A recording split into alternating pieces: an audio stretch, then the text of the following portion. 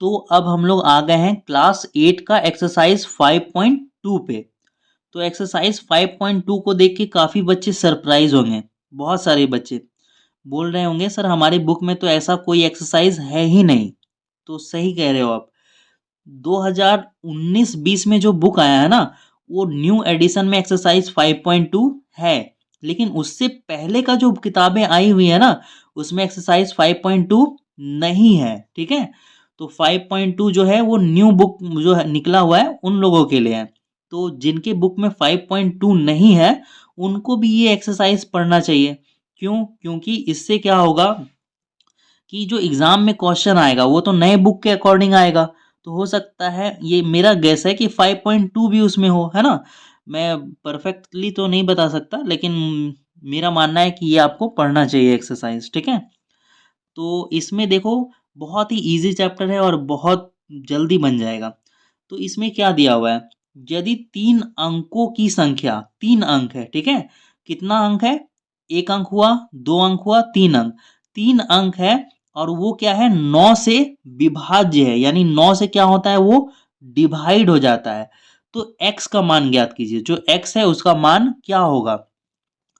तो देखो, तो हम लोग इसको बनाने के लिए विभाज्यता नियम जो है उसकी मदद लेंगे। ठीक है, तो देखो 9 से विभाज्यता का नियम बताओ क्या होता है। ठीक है, मैं क्या बोल रहा हूं कि 9 से विभाज्यता का नियम क्या होता है, ये बताओ, है ना।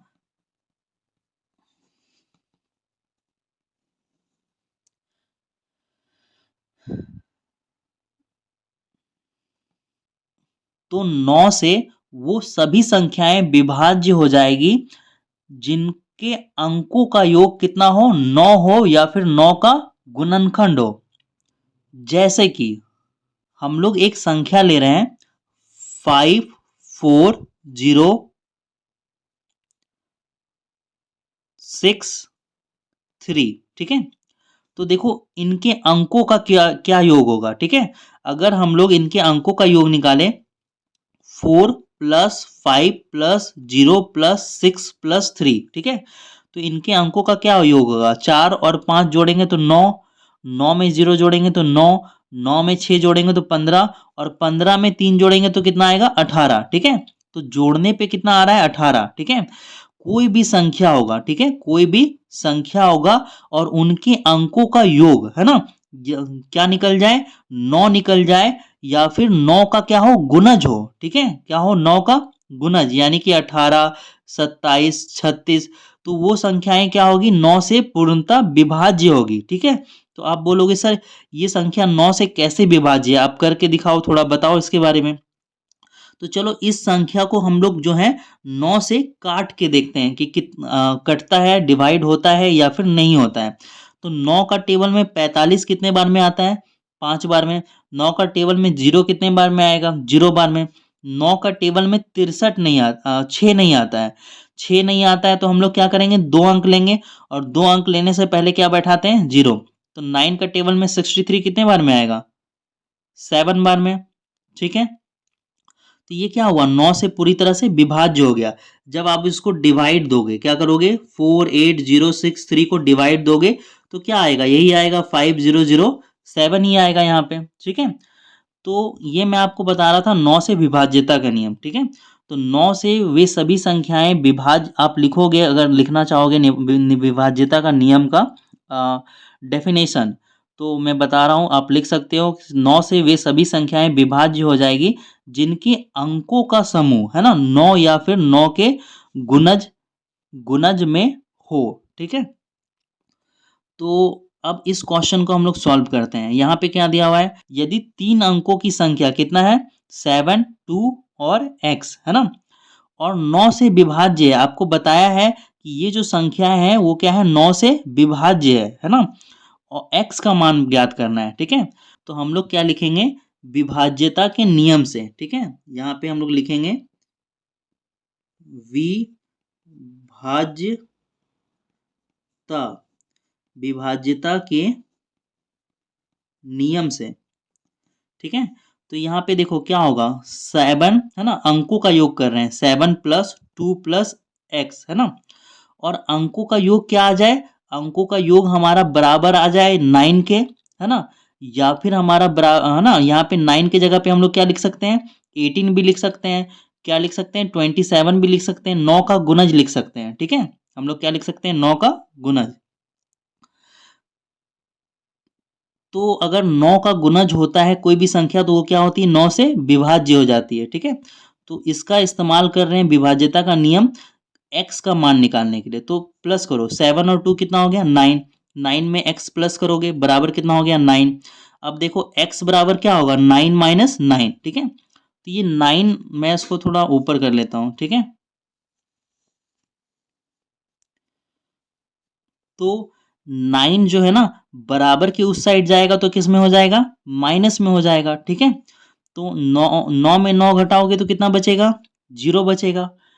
लेकिन है ना, तो x का वैल्यू क्या होगा, 0 होगा। आपकी जो बुक में जो दिया हुआ है वो पीछे आंसर दिया हुआ है 9, है ना, कितना दिया हुआ है, 9। तो आंसर जो है वो 0 भी हो सकता है, ठीक है। लेकिन आपके बुक में 9 दिया हुआ है, तो इसलिए आप लोग क्या करोगे कि आप लोग लिखोगे 7 प्लस 2 प्लस एक्स बराबर कितना लोगे, 18 लोगे। यहाँ पे जो मैंने 9 लिया है ना, आप लोग कितना लोगे, 18 लोगे। इससे क्या आएगा, आपका आंसर 9 आ जाएगा। आप लोग चाहो तो ये वाला भी बना सकते हो, आंसर कितना आएगा, 0 आएगा, ठीक है।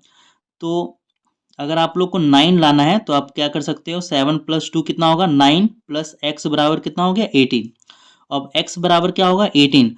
बराबर के उधर वो 9 किस में है, प्लस में, इधर आएगा तो किस में हो जाएगा, माइनस में। आप लोग जानते हो कोई भी संख्या बराबर के उधर प्लस में होती है और उसको बराबर के इस साइड लाते हैं तो हम लोग किस में हो जाता है, माइनस में।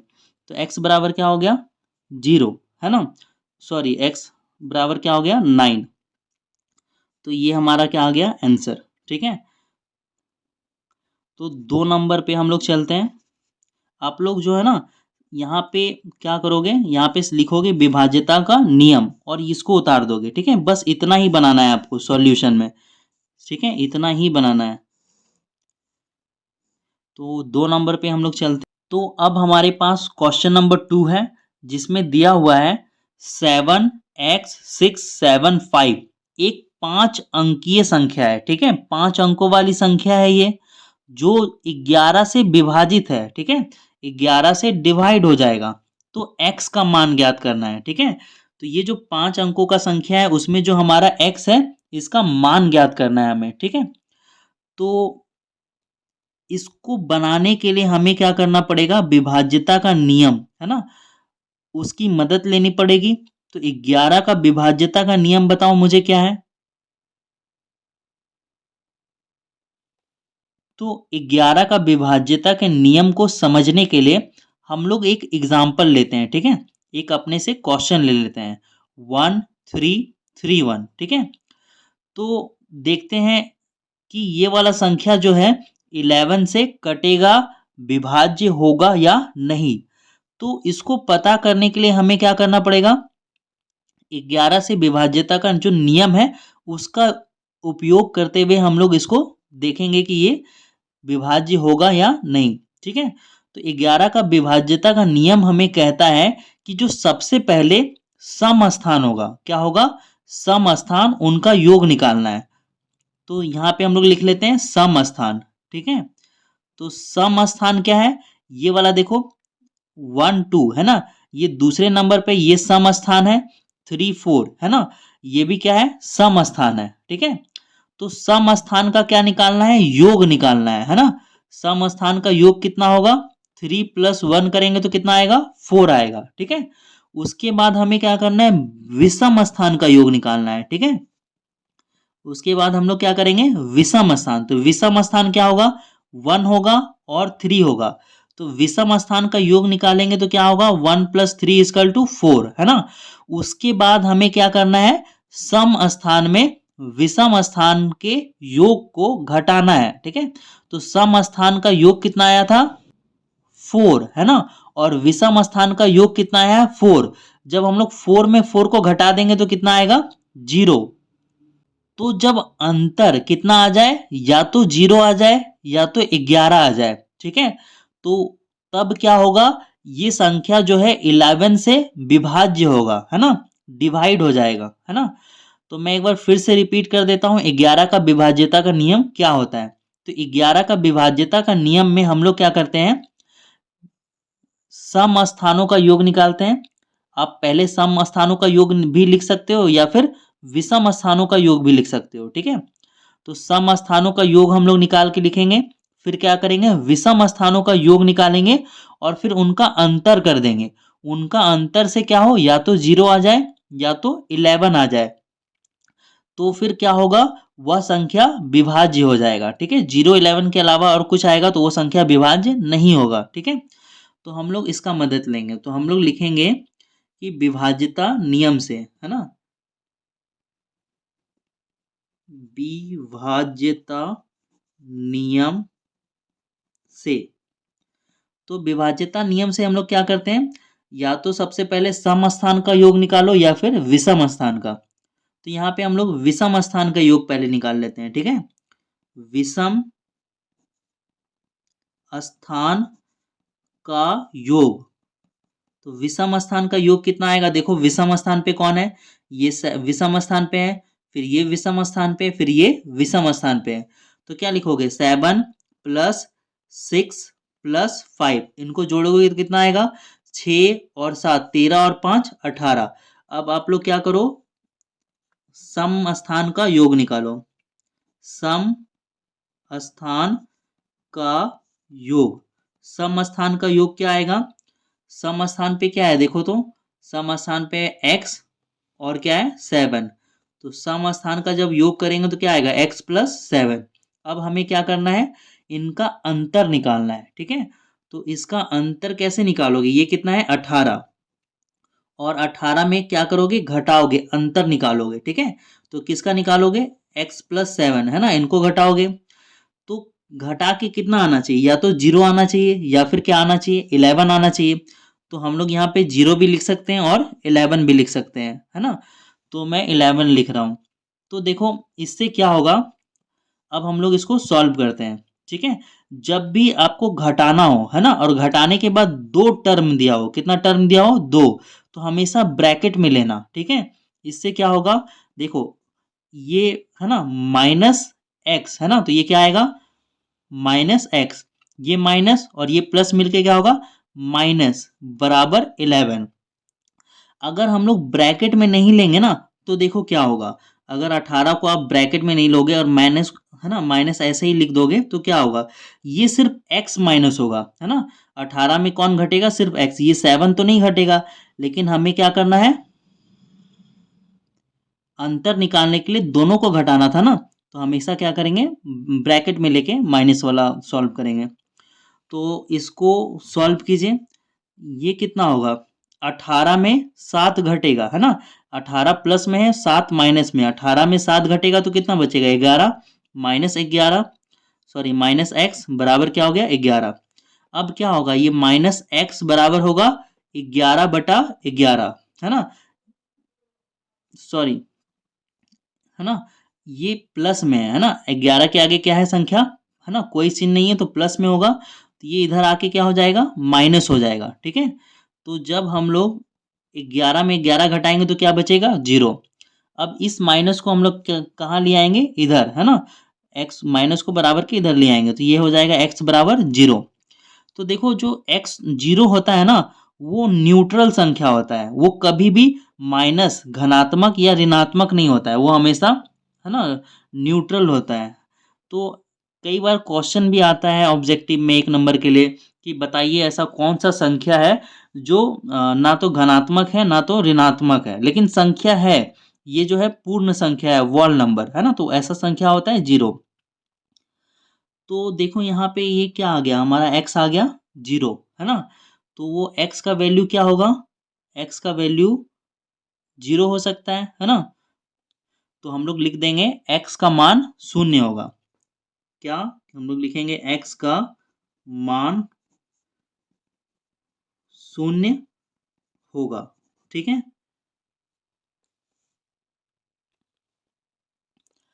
देखो क्वेश्चन नंबर 3 में दिया हुआ है, ये कितना है संख्या, यहाँ पे कॉमा लगेगा, फिर कॉमा कहाँ लगेगा, यहाँ पे, तो ये क्या होगा, 1000 लाख, है ना, 24,36,585 की 3 से, है ना, उसे मत पढ़ लेना, ये 3 लिखा हुआ है कि 3 से विभाज्यता की जांच करें, है ना। तो 3 से ये विभाज्य होगा, कटेगा या नहीं कटेगा, उसकी जांच करना है। तो 3 से विभाज्यता का नियम क्या होता है ना, अगर मेरे पास संख्या है 4, 9 और 1, तो ये संख्या 3 से कटेगा या नहीं कटेगा, इसके विभाज्यता का जांच कैसे करेंगे, हम लोग क्या करते हैं, अंकों का योग निकालते हैं, ठीक है। तो अंकों का योग या तो कितना निकल जाए, 3, या फिर 3 का गुणज निकल जाए, है ना, 3 का गुणज मतलब 6, 9, 12, 15, तो 3 या 3 का गुणज निकलेगा तो वो 3 से क्या होगा, विभाजित होता है, ये कहता है 3 का विभाज्यता का नियम, है ना। तो इनको जोड़ो, 4 और 9 कितना हो गया, 13, 13 और 1 कितना हो गया, 14, तो 14 तो 3 का टेबल में नहीं आता है, मतलब ये 3 से नहीं कटेगा, ठीक है। अगर इसमें हम लोग 1 और प्लस कर दे तो ये क्या होगा, 3 से विभाज्य होगा, क्यों, क्योंकि इनको जोड़ने पे कितना आएगा, 15, 9 और 4 13, 13 और 1 14, 14 और 1 15, ठीक है। तो ये कहता है हमारा 3 का विभाज्यता का नियम। तो हमें क्या बोला है कि ये विभाज्य है या नहीं, इसकी जांच करना है, ठीक है। तो हम लोग जांच कैसे करेंगे, हम लोग लिखेंगे जांच, है ना, और क्या लिखेंगे, लिखेंगे दिए गए संख्या, दिए गए संख्या का योग, ये संख्या का है, दिए गए संख्या का योग कितना होगा, 2, है ना, बराबर 2 plus 4 plus 3 plus 6 plus 5 plus 8 plus 5, योग निकालो, 2 और 4 कितना होता है, 6, 6 और 3 9, 9 और 6 15, 15 और 5 20, 20 और 5 कितना होगा, 25, 25 में 8 जोड़ देंगे तो कितना हो जाएगा, 33, है ना। तो क्या आ रहा है, ये 3 का क्या है, गुणज, है ना, 3 10 जा कितना होता है, 30, तो टेबल वहां तक नहीं खत्म होता है, टेबल और आगे जाता है, इन्फिनिटी तक जाएगा, अनंत तक, लेकिन हम लोग कहाँ तक लिखते हैं, 10 तक ही लिखते हैं। तो ये 3 का क्या है, गुणज है ना, तो ये क्या होगा, 3 से विभाज्य होगा, ठीक है। तो हम लोग लिख देंगे अंकों का योग करने पर, ठीक है, अंकों का योग करने पर, योग करने पर 3 का गुणज 33 आता है, इसलिए संख्या, कौन सी संख्या, 2436585 3 से विभाज्य होगा, ठीक है, 3 से विभाज्य होगा, ठीक है। अब इनको आप 3 से डिवाइड भी करोगे ना इस संख्या को, तो क्या होगा, ये 3 से पूरी तरह से डिवाइड हो जाएगा, है ना।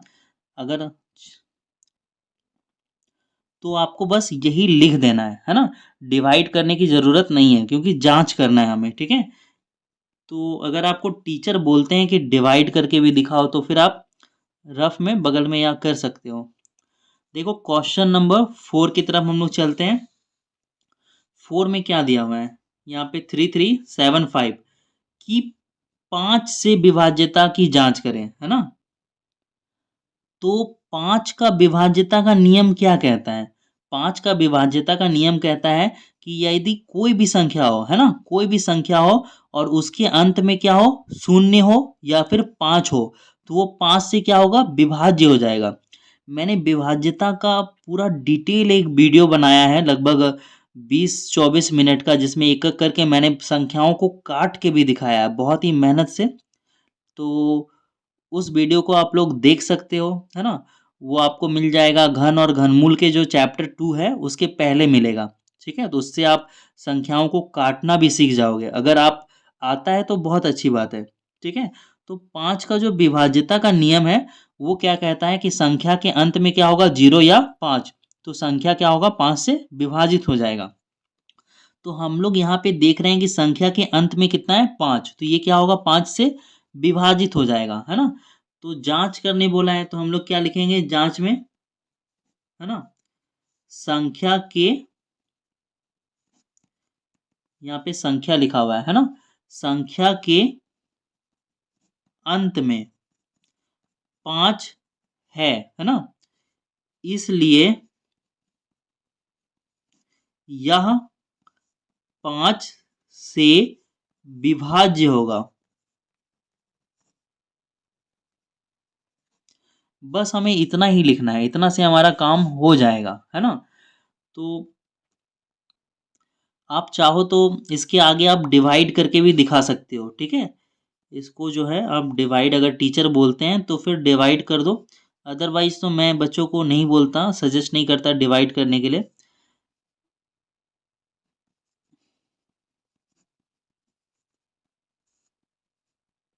ये क्या होगा, पूरा कैंसिल आउट हो जाएगा। तो हम लोग क्वेश्चन चलते हैं, क्वेश्चन नंबर 5 की तरफ। क्वेश्चन नंबर 5 इसमें दिया हुआ है कि 1848 की 4 से विभाज्यता की जांच कीजिए, ठीक है। हमें ये जांच करना है, ये जो संख्या है 1848 वो 4 से विभाज्य है या फिर नहीं। तो 4 से विभाज्यता का क्या नियम है, 4 से विभाज्यता का नियम है कि जो लास्ट का 2 नंबर है ना, इकाई और दहाई अंक, है ना, इकाई और दहाई अंक अगर 4 से विभाज्य है तो पूरी संख्या जो होगी 4 से विभाज्य हो जाएगी, ठीक है। तो जांच बोला है तो हम लोग क्या लिख देंगे यहाँ पे, जांच, और आगे बढ़ते हैं, ठीक है। तो इकाई स्थान क्या है ना, यहाँ पे लिख सकते हो आप लोग, संख्या का इकाई स्थान बराबर 8, और फिर दहाई स्थान क्या हो जाएगा, दहाई स्थान बराबर क्या हो जाएगा, 4 हो जाएगा, ठीक है। तो फिर आप क्या लिखोगे, इकाई और दहाई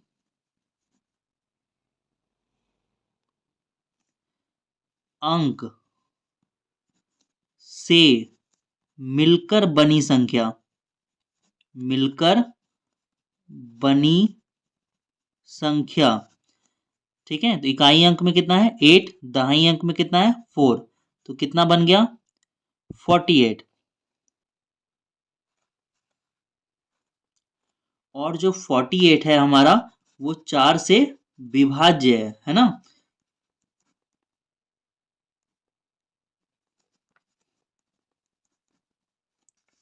ठीक है, तो क्या लिखेंगे, 48 48 4 से विभाज्य है, इसलिए संख्या, यहां पे हम लोग लिखेंगे, इस साइन को क्या बोलते हैं, इसलिए, है ना, इसलिए 1848 है ना, 1848 भी 4 से विभाज्य होगी।